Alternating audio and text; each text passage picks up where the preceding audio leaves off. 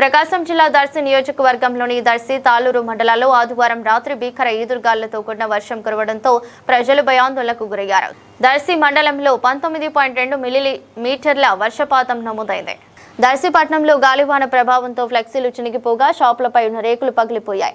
చవటపాలెం రోడ్డులోని ఆర్ఎన్బి బంగ్లా వద్ద చెట్టు కొమ్మలు విరిగి విద్యుత్ స్తంభాలు వైర్లపై పడటంతో స్తంభాలు దెబ్బతిన్నాయి. విద్యుత్ వైర్లు తెగిపోవడంతో రాత్రంతా విద్యుత్ సరఫరా నిలిచిపోయి ప్రజలు చీకట్లో గడపాల్సి వచ్చింది.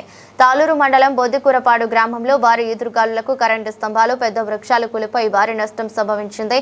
సాయంత్రం 6 గంటల నుంచి రాత్రి 10 గంటల వరకు వీచిన గాలులకు బొద్దికూరపాడు రాజంపల్లి మార్గంలోని చెరువు కట్ట వద్ద విద్యుత్ స్తంభాలు విరిగి పడటంతో విద్యుత్ సరఫరా పూర్తిగా అంతరాయం ఏర్పడింది. ఆ మార్గంలో వాహనాల రాకపోకలు కూడా తీవ్రంగా ప్రభావితమయ్యాయి. సమాచారం అందుకున్న విద్యుత్ శాఖ అధికారులు, సిబ్బంది, గ్రామ నాయకులు సంఘటనా స్థలానికి చేరుకుని రోడ్డుకు అడ్డంగా పడిపోయిన స్తంభాలను తొలగిస్తూ విద్యుత్ సరఫరా పునరుద్ధరణకు కృషి చేస్తున్నారు. ఇక గాలివాన ప్రభావంతో బొప్పాయి తోటలు తీవ్రంగా దెబ్బతిన్నాయి. సుబాబు మొక్కలు విరిగి పడటంతో పాటు ఇతర పంటలకు కూడా నష్టం వాటిల్లింది. లక్షలాది రూపాయల నష్టం సంభవించిందని రైతులు ఆవేదన వ్యక్తం చేస్తున్నారు.